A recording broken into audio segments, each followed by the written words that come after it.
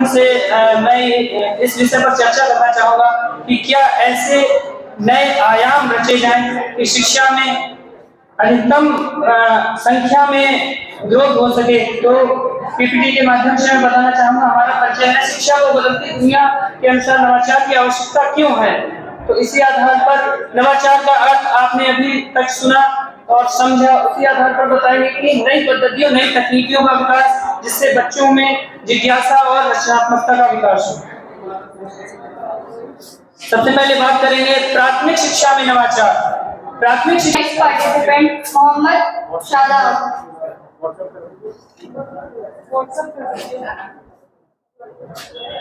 Here our next participant Saurabh Shukla.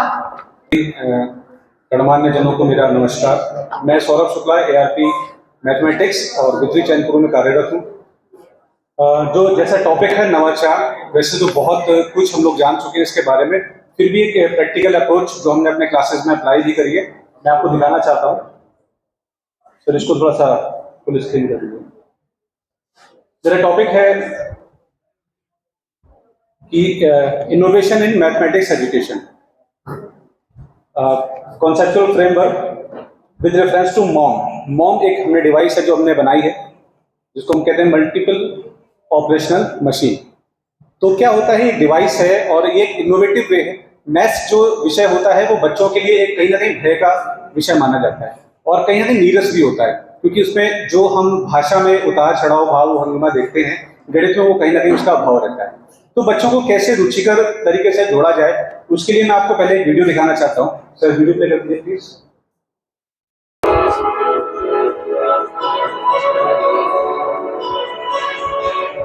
ये उस device की मेकिंग आप देख सकते हैं। उसके बाद हमने इसको एप्लीकेशंस कैसे हमने करना।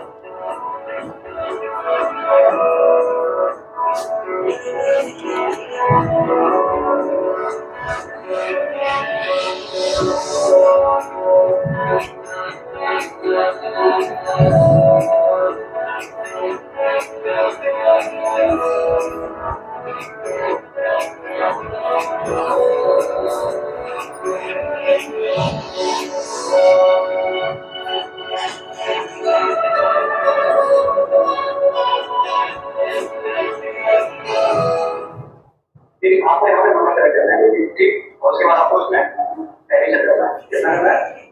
आपका सेकंड है ना, ठीक है। तो उसको घुमाइए, पूरा करने का दूसरे वाले पे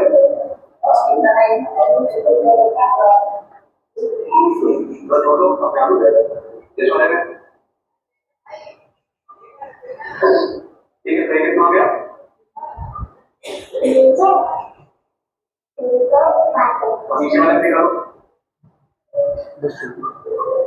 तो जैसा आप देख पा रहे हैं यहाँ पर, इस मशीन के थ्रू बच्चे जो होते हैं, जैसे हम लोग बोर्ड पर सवाल देते हैं या कॉपी में सवाल देते हैं, वो सवाल बार बार रिपीट, तो इसमें क्या करता है, बच्चा अपने आप सवाल बनाता है। करते हैं कि वो लर्निंग वाइल डूइंग यानी एक्टिविटी बेस्ड लर्निंग की बात की जाए। क्लास में कुछ ऐसी एक्टिविटीज कराई जाए जिसके द्वारा बच्चे करके सीखें, जिससे उन्हें उस चीज का अनुभव होगा कि हमने ऐसा किया था। इसके लिए हम गेम मेथड्स के द्वारा करा सकते हैं। दूसरा PI जो प्रोग्राम इंस्ट्रक्शन है, जिसमें हम बच्चों को कोई गेम प्रोग्राम करा सकते हैं कि अगर आप इस क्वेश्चन का आंसर देंगे तो आप इस चीज को इसको रिवॉर्ड दिया जाएगा, आपका जो है दूसरे क्वेश्चन पर पहुंचेंगे। उससे क्या होता है, बच्चों की इंटरेक्टिविटी बढ़ जाती है, सुनने की क्षमता, सीखने की क्षमता वो बढ़ जाती है, क्योंकि उनमें ये रहता है कि आगे क्या होगा। उन्हें एक क्यूरियोसिटी रहती है कि आगे होगा क्या। उसके लिए क्या है, हमें क्लास में ऑनलाइन क्लासेस इस तरह की देनी पड़ेगी। बच्चों को ऐसी सुविधा प्रोवाइड कराई जाए जिससे कि बच्चे इनोवेशन और रिसर्च यानी शोध के बीच में एक सामंजस्य बनाकर अपनी शिक्षा पद्धति को आगे बढ़ाएं और उसको सफल बनाने का प्रयास करें। अंत में मैं यही कहना चाहूंगी कि जो भी कुछ है हमारे पास, सबसे पहले क्या है, हमारा जो मेन उद्देश्य है, हमारे विद्यार्थी हैं, हमें अपने बच्चों को ऐसा सिखाना है कि वो जीवन में व्यावहारिक जीवन में कामयाब हो। रोड लर्निंग और ये आपके जो बुकिश नॉलेज है उसको कम से कम बच्चों को ज्ञान दिया जाए, उसके बजाय जो प्रैक्टिकल बेस्ड लर्निंग है, learning by doing, learning by experience, उस पर फोकस किया जाए। Thanks to all. Learning tools का प्रयोग कर सकते हैं। सीखने की विधियों में हम व्यक्तिगत शिक्षण, गेमिफिकेशन और इंटरैक्टिव एप्स का प्रयोग कर सकते हैं। मूल्यांकन, जिसमें हम ऑनलाइन टेस्ट दे सकते हैं। पहले हम ऑनलाइन टेस्ट का हमारे पास कुछ भी नहीं था। जब से कोविड आया, हम लोगों ने मोबाइल का ज्यादा यूज करना शुरू कर दिया, तो हम बच्चों से ऑनलाइन टेस्ट करते हैं। बेचारे दूर-दूर बच्चे गांव देहातों में हैं जो टेस्ट को नहीं दे पाते, घर बैठे शिक्षा प्राप्त कर रहे हैं, उनको नहीं पता होता हम अपना मूल्यांकन कैसे करें, तो वो ऑनलाइन टेस्ट के द्वारा अपना मूल्यांकन कर सकते हैं। उसके बाद है हमारा शोध का महत्व। शोध मतलब नए ज्ञान और विचारों की खोज में मदद करना, शिक्षा में गुणवत्ता और गहराई लाना, शिक्षा में गुणवत्ता और गहराई लाना, समाज की समस्याओं के समाधान प्रस्तुत करना। नवाचार और शोध का संयुक्त प्रभाव हम अपने आप में देखते हैं, शिक्षा में देखते हैं। दोनों मिलकर शिक्षा को और अधिक आधुनिक और उपयोगी बना सकते हैं। शिक्षा, नवाचार और शोध के द्वारा हम अपनी शिक्षा को आधुनिक बना सकते हैं, छात्रों को वैश्विक स्तर पर प्रतिस्पर्धी बनाते हैं, ज्ञान आधारित समाज के निर्माण में सहयोग कर सकते हैं। शिक्षकों की भूमिका तकनीक या नए वस्तु की खोज करना, और ये कब संभव होती है कि जब जो है हमारे पास कोई समस्या, जब कोई प्रॉब्लम होती है, तो उस प्रॉब्लम को सॉल्व करने के लिए, उस समस्या को सॉल्व करने के लिए हम नई नई तकनीक को खोजते हैं और उसको यूज करते हैं। इनोवेशन कोई आज का नया शब्द नहीं है, जैसा कि अभी हम बात कर रहे हैं कि गवर्नमेंट इस पे कार्य कर रही है, लेकिन सम्माननीय अतिथिगण, शिक्षकगण, प्राचार्य, डीएलएड प्रशिक्षु एवं मेरे प्यारे भाइयों और बहनों, मैं कनिका जौहरी किशोर चंद कन्या इंटर कॉलेज से आपके समक्ष आज नई शिक्षा नीति 2020 पर अपने विचार प्रस्तुत करने जा रही हूँ।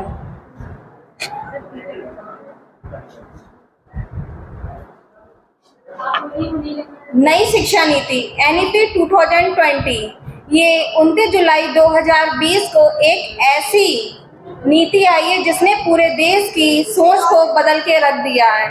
पहले 10+2+3 पर ये प्रणाली थी, लेकिन बाद में इसे 5+3+3+4 पर अप्लाई किया गया। 5 स्टेज का मतलब होता फंडामेंटल स्टेज। इस पे बच्चा पहले 6 साल तक रहता है। स्टार्टिंग के 3 से 6 साल तक आंगनबाड़ी यानी कि एक्टिविटी बेस्ड लर्निंग, यहाँ पर बच्चा खेल कूद के माध्यम से सीखेगा। उसके बाद आता है, नहीं सर यही नहीं यही सबसे पहले आता है 5+3+3+4 में। 5 में बच्चा 6 से 3 से 6 साल तक रहता है। इसमें आंगनबाड़ी, जब बच्चा फर्स्ट क्लास में आता है तो 6 वर्ष का होना चाहिए। उसके बाद आता है 6 से 11 वर्ष का, फिर 8 से 11, 11 से 14, 14 से 19 में 9 to 12 रहता है। इसका मेन उद्देश्य है active.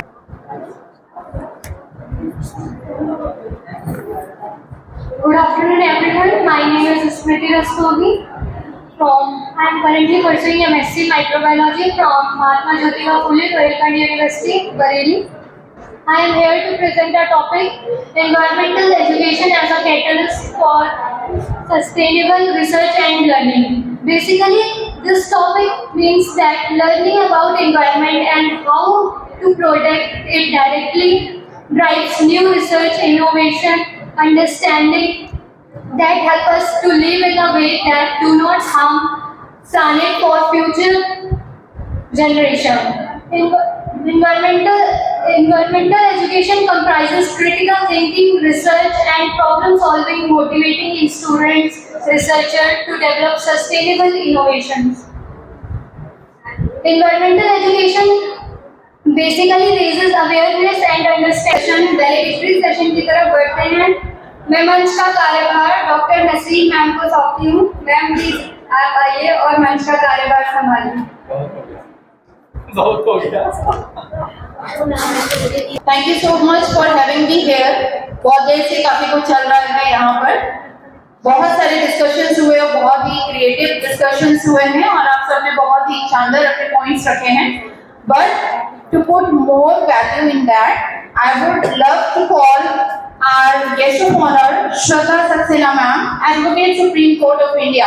Shraddha ma'am, please welcome. Before your speech, I would request Anamika ma'am to present a bouquet to her, to welcome her.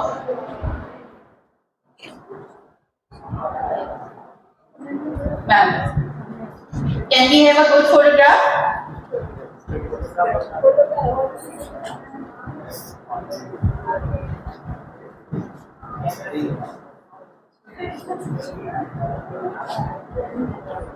Thank you so much.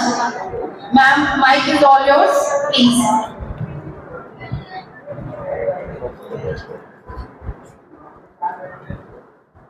Good evening everyone. मुझे पता है बहुत time हो चुका है, पर मैं बहुत ज़्यादा टाइम नहीं लूँगी आप लोगों का। मैं चाहती था सिद्धिगढ़ मेरे प्रोफेसर्स, टीचर्स जिन्होंने मुझे पढ़ाया है, जसपाल सर, अनामिका मैम,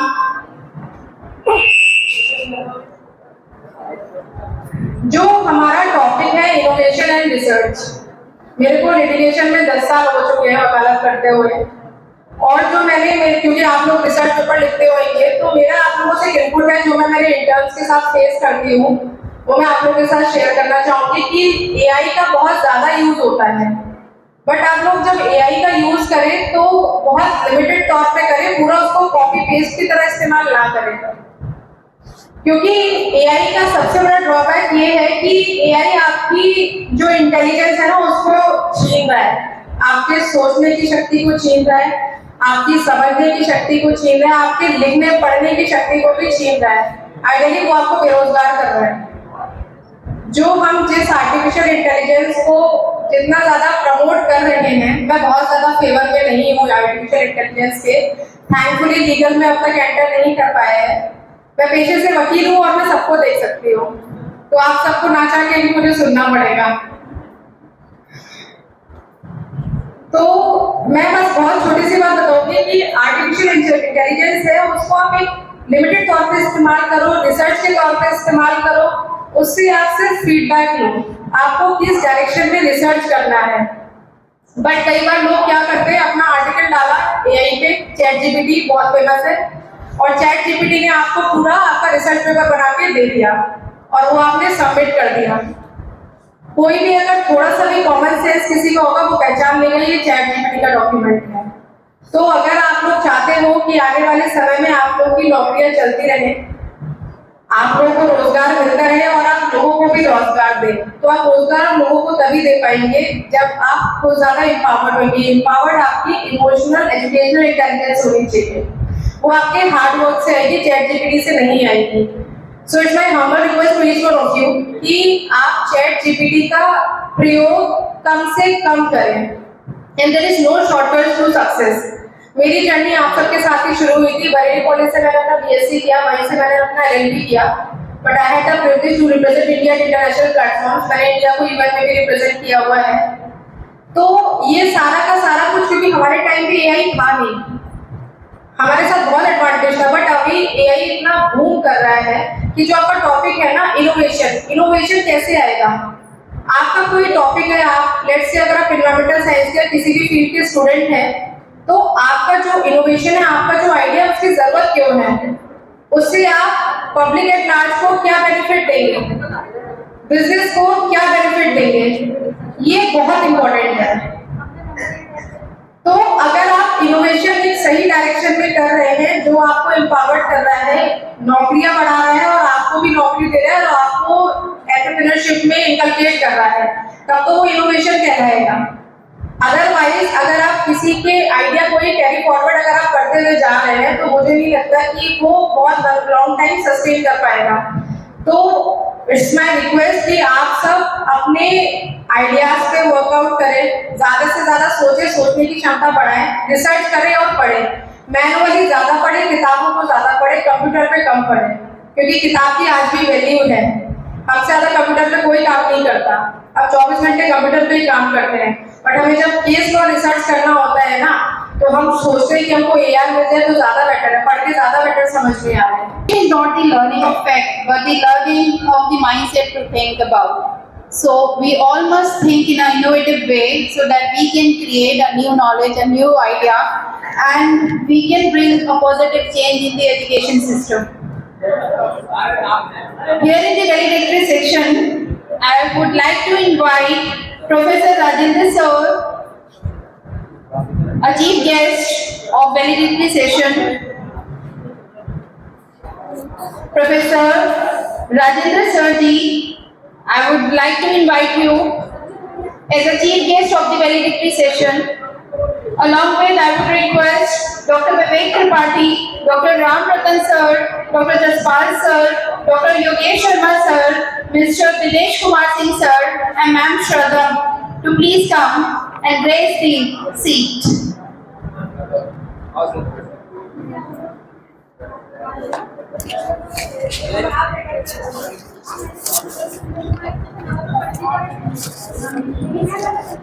हमारा डाइट का सभागार शोभायमान हो रहा है, उनके लिए मैं कहना चाहती हूँ कि बाद मुद्दत के दुआओं में असर आया है, बाद मुद्दत के दुआओं में असर आया है।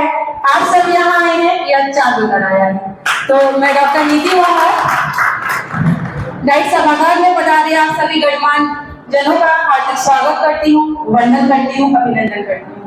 और आज बात हो रही है शिक्षा के क्षेत्र में जो हम नवाचार कर रहे हैं, शोध कर रहे हैं, वो वाला हमारा नहीं है मैम, वायरलेस। तो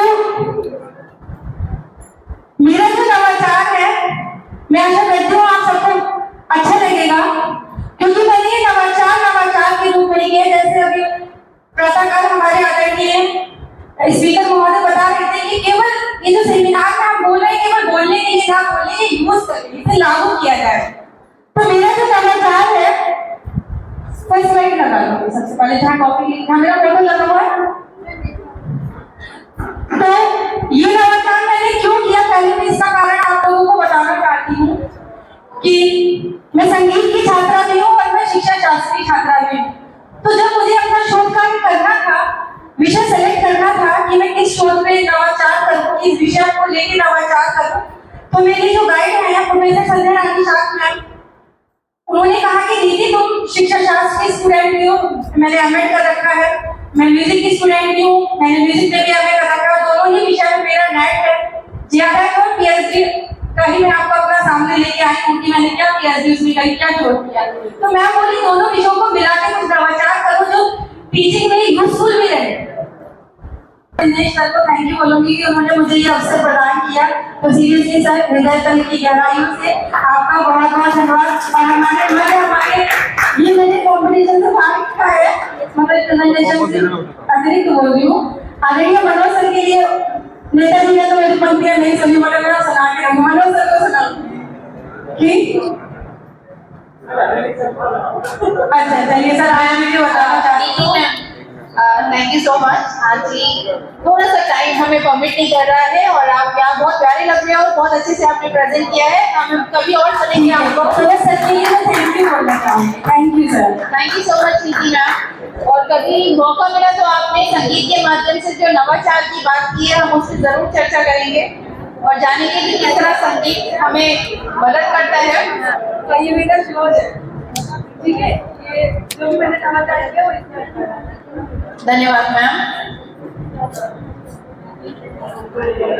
इतनी मेहनत की है, 3 दिवसीय प्रोग्राम किया है और आकांक्षा मैम ने बहुत मेहनत की है, नीति मैम ने पूरा सपोर्ट किया है। पूरा बरेली कॉलेज डिपार्टमेंट में देख सकती हूँ, यहाँ पर बहुत मेहनत से लगा है, छात्र छात्राएं बहुत ज्यादा यहाँ पर पूरे मन से काम कर रहे हैं, लगन से काम कर रहे हैं। अब समय आ गया है उस रिवॉर्ड का, उस इनाम का जिसके आप हकदार हैं। तो यहाँ पर जो मेरे हाथ में रिजल्ट है, सबसे पहले प्रेजेंटेशन का। सर क्या प्रेजेंटेशन का रिजल्ट अनाउंस करें? With sir permission. सबसे पहले क्योंकि हमारे यहाँ जिस जगह से मैं आई हूँ, इन्वर्टेस यूनिवर्सिटी, तो थोड़ा प्रोटोकॉल डिफरेंट है। वहाँ पर स्टार्ट फ्रॉम 3rd to 1 जाते हैं।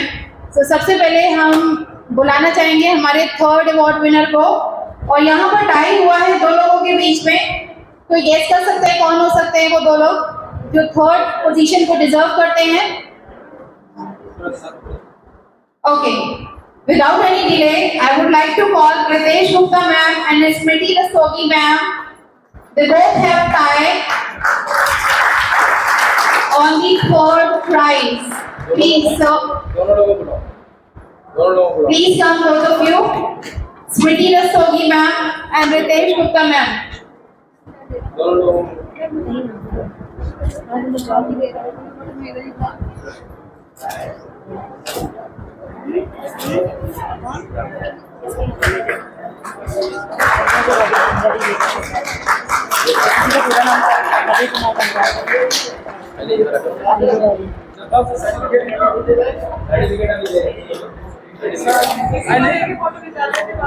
सर्टिफिकेट बना होगा, बनाया नहीं फर्स्ट सेकंड थर्ड का। ये है, ये certificate. Congratulations, Smriti Rastogi and Ritesh Gupta ma'am. For the second prize, इसने बहुत दमदार शुरुआत की थी प्रोग्राम की। सबसे पहले प्रेजेंटेशन देने के लिए I would like to call Ayush Kumar Singh. बहुत अच्छा प्रेजेंटेशन रहा आयुष, और आपका कॉन्फिडेंस भी बहुत अच्छा था। आयुष कुमार सिंह कौन से कॉलेज से भाई?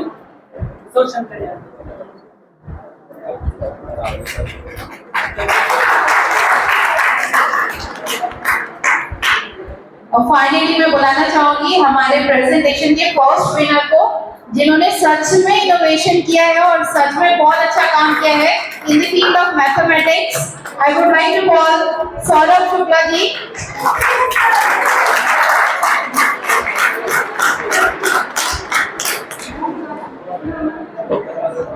Very well done Saurabh ji. But एक ही रिक्वेस्ट अगेन, आपने जो काम किया है उसको लोगों तक जरूर पहुंचाइए जल्द से जल्द।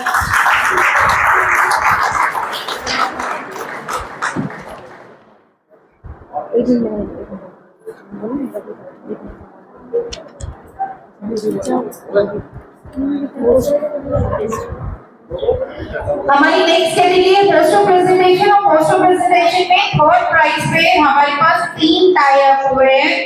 अभिषेक गौतम जी, नितिन प्रदीप एंड दिनेश जी, क्या ये प्रेजेंट है?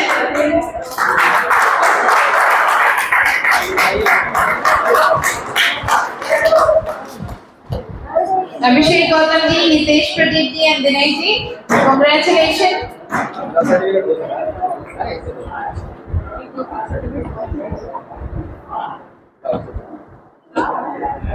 दिल थाम के बैठिए क्योंकि सेकंड प्राइज विनर अभी आ रहे हैं, और फर्स्ट तो धुआंधार तालियों के साथ स्वागत करेंगे उनका।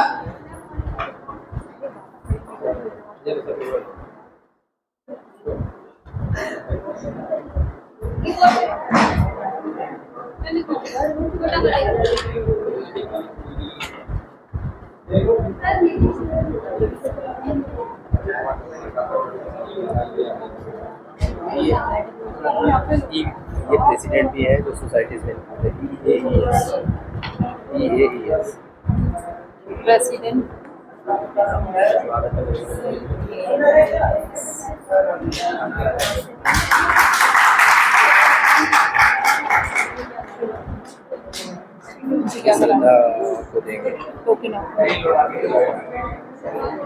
Thank you so much. Second जो टाई अप हुआ है वो भी 2 लोगों के बीच हुआ है, मुकेश कुमार जी और नीरज कुमार।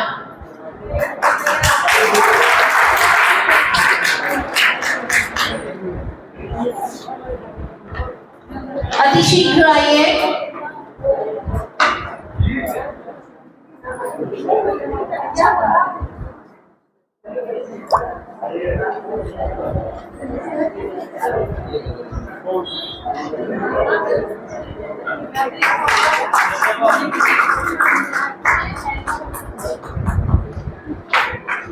और अब हमारी फाइनल कैटेगरी के फर्स्ट विनर है मनजीत सिंह। 2000 तालियां बजाइए फर्स्ट विनर के लिए मनजीत सिंह। क्या ये हमारे बीच में है अपने प्राइज के लिए? मंजीत है, आगे बढ़ो, नेक्स्ट आगे बढ़ो, बाद में दे देंगे बाद में। हाँ रवि करता है। Now I will request Ravi Kumar Gangwar ji, President EIES, जिन्होंने बहुत मेहनत की है, तो हम आपको बुलाना चाहेंगे मंच पे। प्लीज आप मंच पे आइए और श्रद्धा जी जो हमारे बीच में आई है, हमारी गेस्ट ऑफ ऑनर, उनको यहाँ पर सम्मानित कीजिए।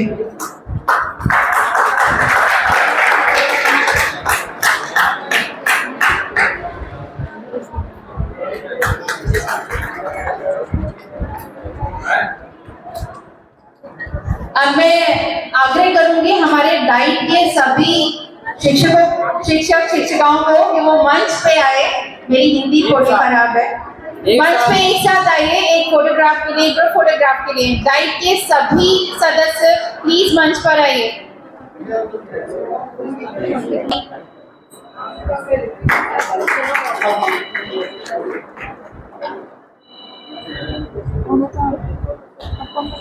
मैम आप अपना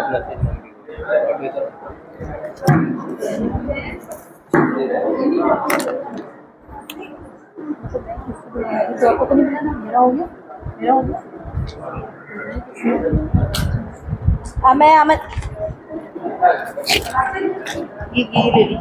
मैं आमंत्रित करती हूँ मिसेस आकांक्षा मैम को कि वो मंच पर आए और हमारी आज की वैलिडिटी सेशन की कपल डॉक्टर नसरीन जी को सम्मानित करें। डॉक्टर नसरीन जी, उन्होंने बड़े अच्छे से हमारा वैलिडिटी सेशन एक्सटेम्पोर संभाला है और बहुत अच्छे से संचालित भी कर रही है। मैम आपका बहुत बहुत धन्यवाद है।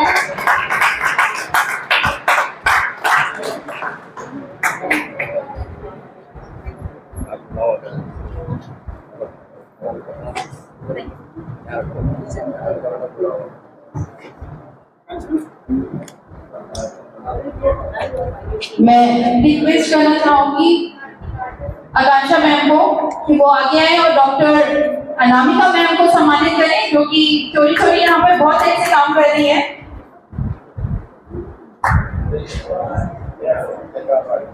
आप लोग दोनों तरफ से जैसे अभी चाय का फोटो मिला था।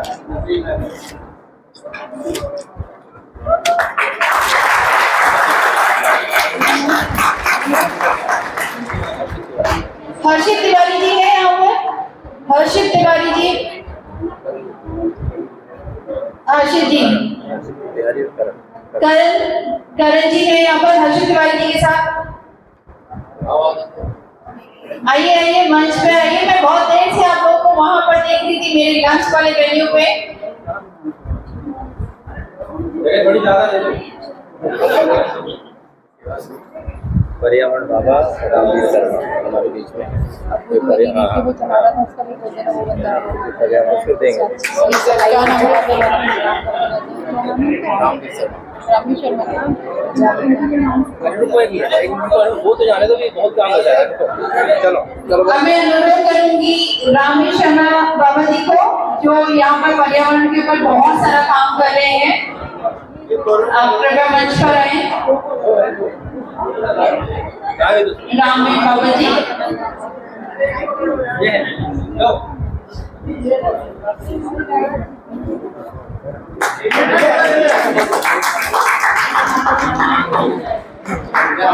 मंच पर आइए।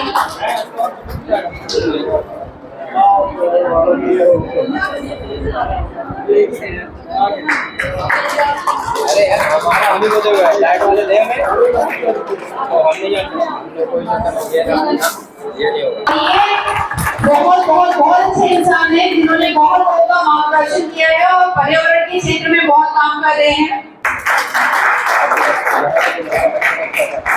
कंप्यूटर वाला भाई, तुम्हारा नाम क्या है? नाम क्या तुम्हारा? जयंत। जयंत तालियां बजा दीजिए क्योंकि जैन बहुत देर से बैठा हुआ था। मैं देख रही थी वो पीपीटी काफी अच्छे से मैनेज करने की कोशिश कर रहे थे। लक्ष्मी आंटी आइए प्लीज। तीन सब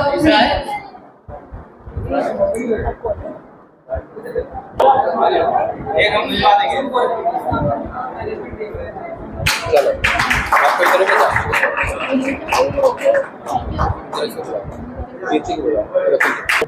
दो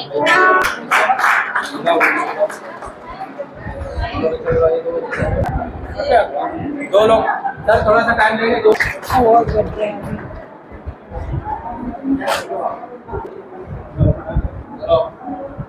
आ जाओ।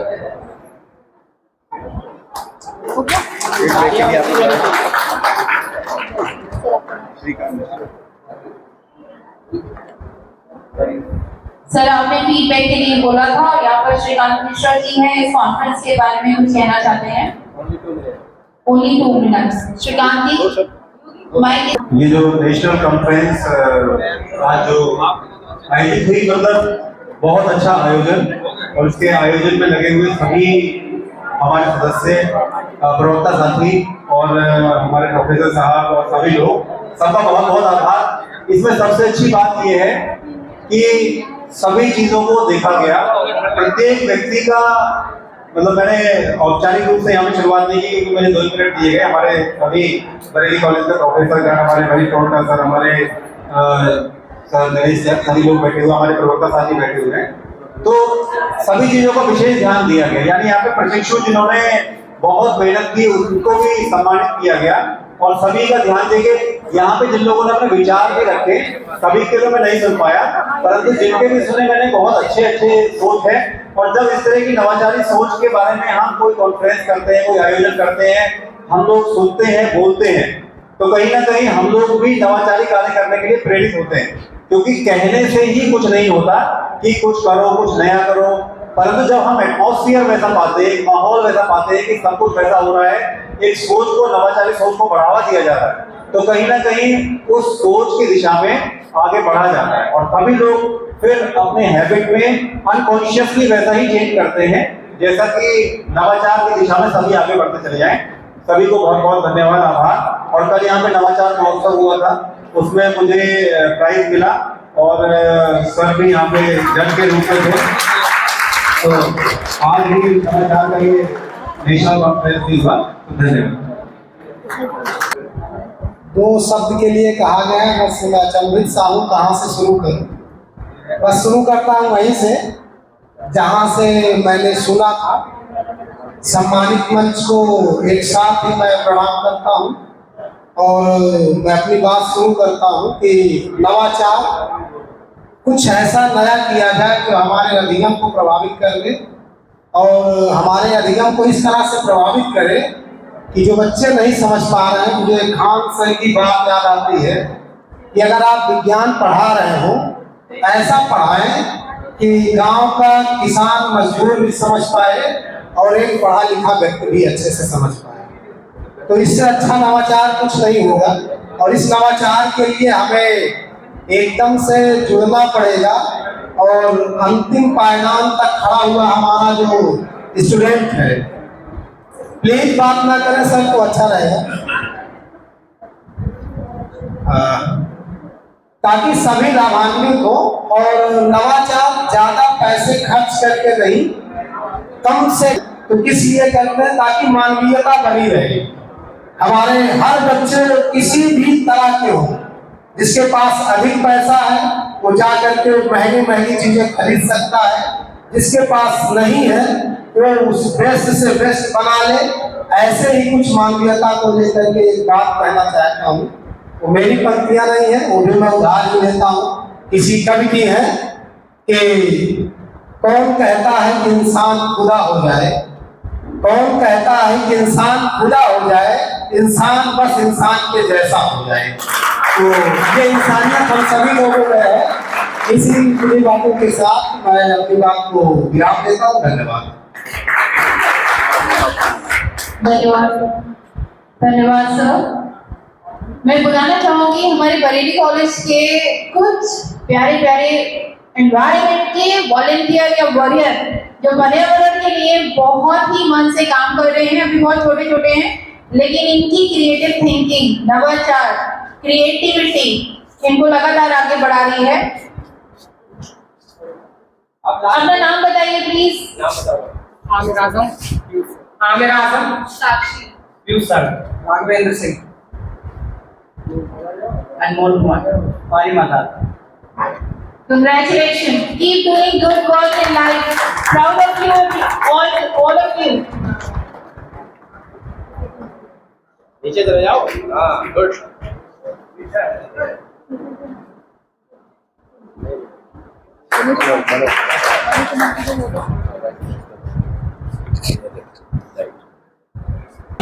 बरेली कॉलेज के सम्मानित स्टूडेंट, इस कार्यक्रम को सफल बनाने में हमारे डाइट की पूरी टीम, बरेली कॉलेज से आए हुए सभी सम्मानित अतिथिगण, टीम, कुछ भी कह सकते हैं आप, क्योंकि इस कार्यक्रम में मुझे लग रहा है 80% योगदान, लगभग 80 से ज्यादा % हमारे बरेली कॉलेज का रहा है।